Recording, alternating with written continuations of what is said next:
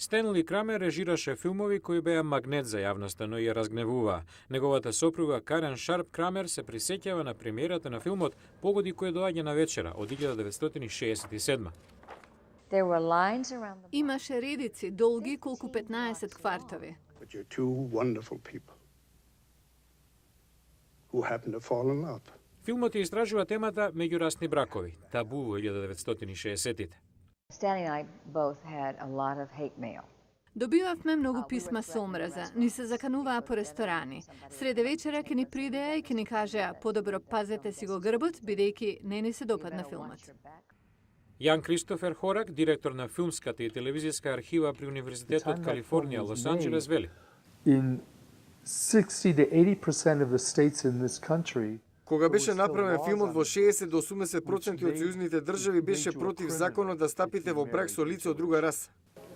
Сидни Поатје играше во филмот. He was a remarkable person.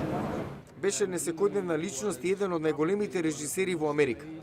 Are we now to find the American industrialists guilty? Крамер допри и други чувствителни прашања, како Холокаустот во филмот Пресудата во Нирнберг. Го режираше и наследи го Ветрот, работен според вистинска приказна на учител осуден за тоа што предавал за теоријата на еволуцијата.